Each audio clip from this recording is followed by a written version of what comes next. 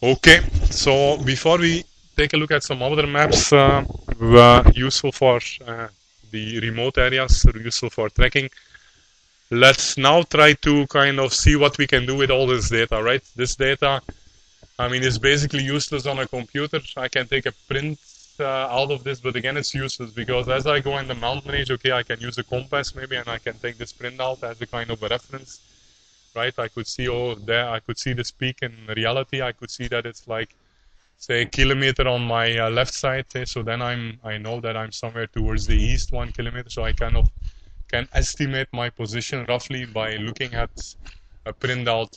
But you're never sure exactly where you're going to be in the mountain range, because especially when you trek in the valleys, you will be deep inside. You won't have a clear view around you. There will be a lot of trees around you. So it will not be very easy to orient yourself. So in many cases, we'll be carrying this GPS units along with us, and I'm going to start downloading this stuff. So to do this, there's a couple of interesting utilities available on the net.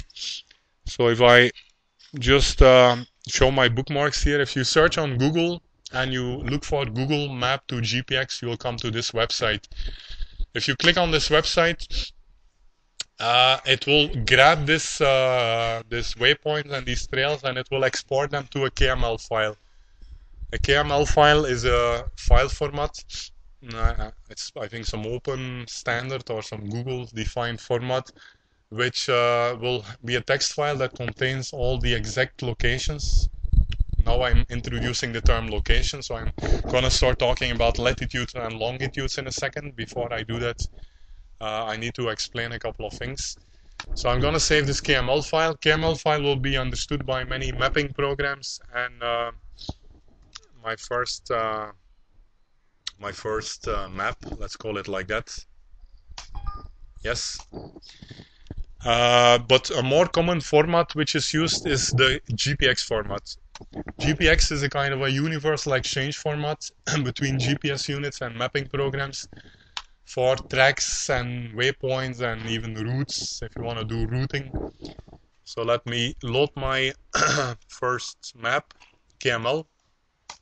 So even this is a text file. If you open this in a text editor, you can open this in Google Art to see the same trail in Google Arts.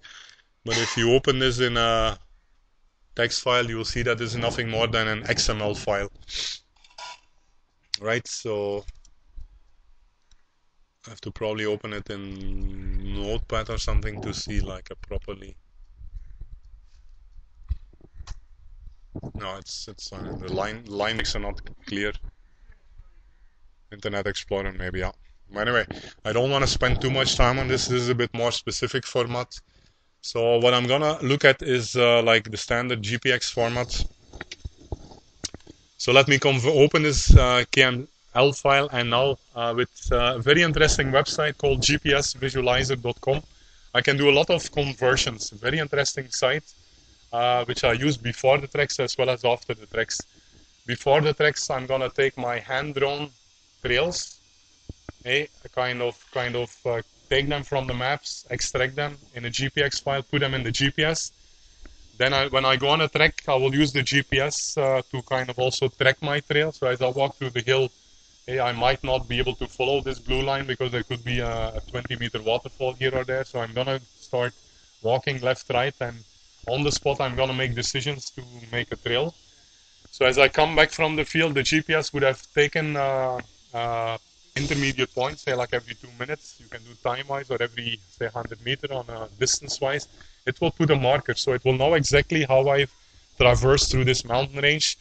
I can then do the reverse after the trek. I can extract those trails, those waypoints, those markers that I've put, and I can use the same tool here to kind of visualize my trail, the real trail that I have been walking with my GPS, and visualize it on the map. I'll show that a little later. Okay, so in this case I'm gonna convert the KML file to a GPX file. You'll see that the GPX file is a very simple format. Let me just download this, my first map. Yeah. So it's automatically going to open a tool here. Easy GPS is a tool which I use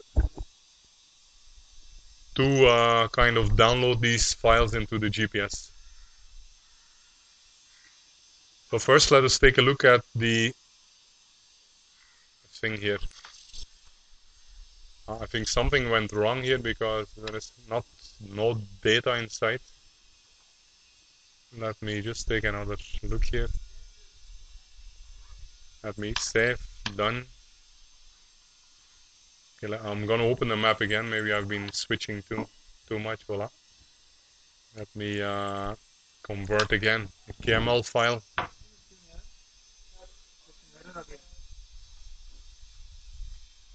Error. Okay, let's just see. Sometimes it gives this. Let me just open the KML file in Google Earth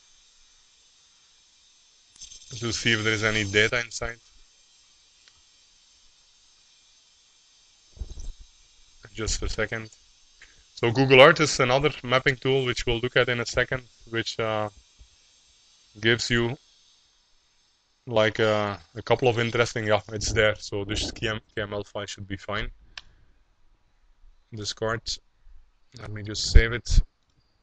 Once in a while, this thing fails. My first map to, let me call it a different name, maybe my second map.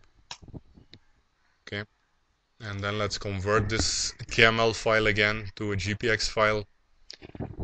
My second map KML, convert it to a Gpx format, which is like a standard XML file that I can use in many tools that I'm gonna show you next. My second map .gpx. GPS is the extension of those files. Yeah, now I got it. So let me just show you how it looks. It's pretty straightforward.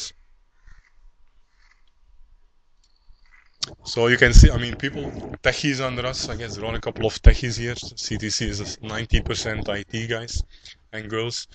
This is an XML file. You will see that there are two. I've drawn two types of things on this map. Remember, we have drawn lines and we have drawn points. So a point is called a waypoint. So this will be one piece of data that has been extracted from the map.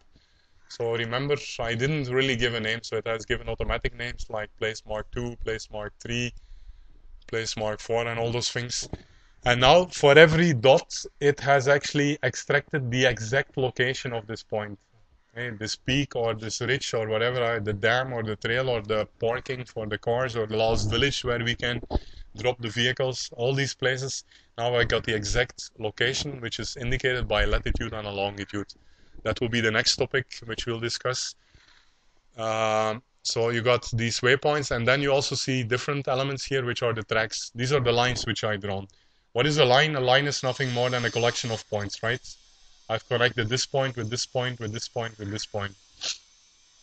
So before we go deeper in this, let me back up and explain you the coordinate system, how we kind of read maps, how we identify our position in GPS units.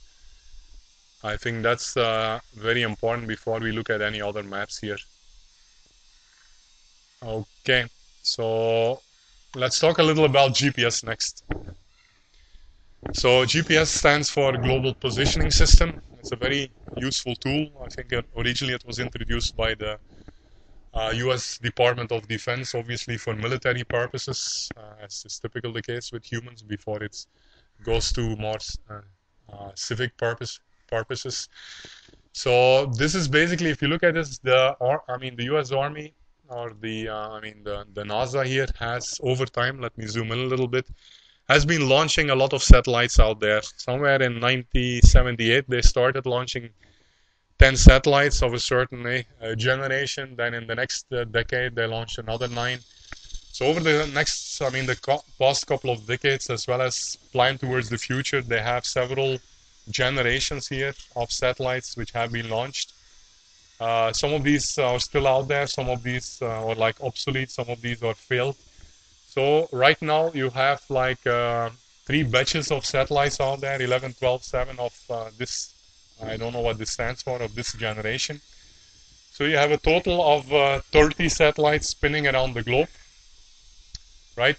So these are satellites which are moving around the Earth, and they will help you in kind of fixing your exact location on the Earth.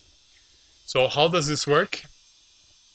So basically, if you are somewhere on, say, in the north of the US here, a GPS receiver is going to pick up a signal from a couple of these satellites. So first of all, depending on where you are at the globe, right? The globe keeps spinning around. You're gonna get not all the satellites will be visible, of course, right? Out of these 30 satellites, at any given moment there will be between 6 to 12 satellites which will be visible to you. So, which is more than enough. I mean, if you have at least minimum 3 satellites, that will be enough to kind of fix your location. So as you kind of switch on your GPS receiver, what it will start doing is, I have a GPS here, I will give it around in a second, I think it's in the car. So it's going to start looking for satellites which are visible out there.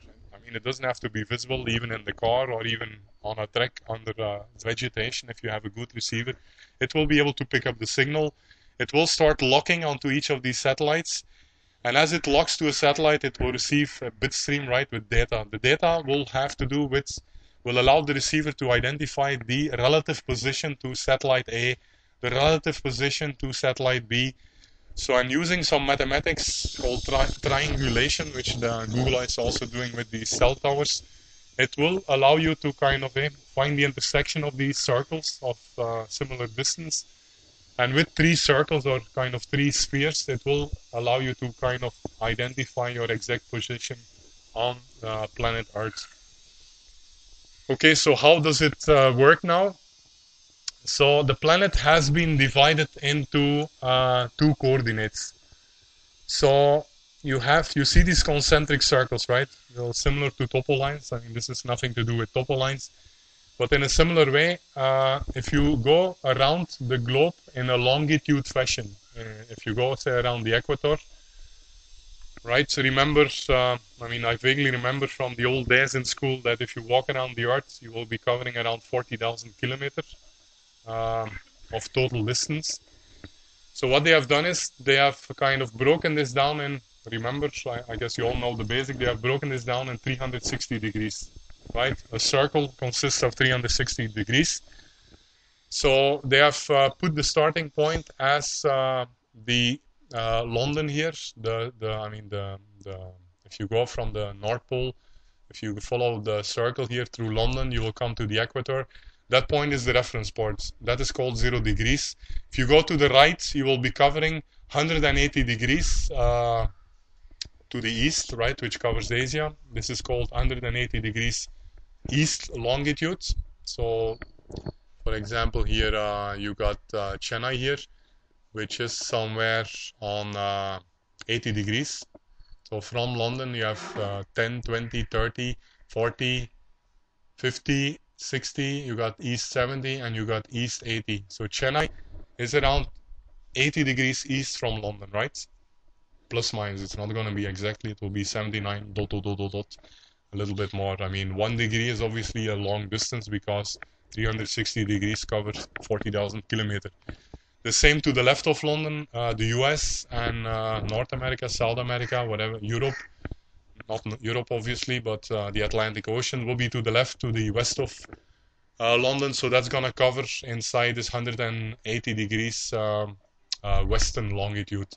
So like that, I can identify my position kind of from a length wise point of view, right? From a longitude point of view. To know the exact location of Chennai, obviously I also need to know kind of the vertical position. Kind of the distance, you could say, from the equator, from the longitude on the equator all the way to the North Pole. So there again, we use a circle. So this is a quarter of a circle, which means 90 degrees. So between the equator to the North Pole, I got 90 degrees north. From the equator to the South Pole, I got 90 degrees south. Right, so in case of Chennai, roughly you can see that Chennai will be a little above this 10 degree, what we call latitude, 10 degree north latitude. Right, so let's do another test. For example, we got, what is it here? Malaysia here, I guess, somewhere here. So Malaysia is located at which longitude? 100, right? So this is 80, 90, 100. So we are cutting the 100 east. Always say east or west, because the west will be somewhere in the US. 100 degrees east. And what would be the latitude of this place? Yeah, probably around 12, right? Because this is 10, this is 20. So I'm closer to the 10 line. So this place, whatever city is here, Kuala Lumpur, if I'm good in geography, should be around, I guess, around 90 east and 12 north.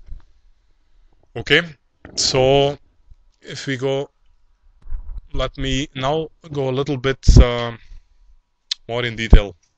I think I'm going to make it a little bit interactive and start this Google Earth. So obviously a degree is a huge unit of distance, because 1 degree is like 1/360th of 40,000 kilometers, which is a long distance. Before I get into this, let me save again the recording so we don't lose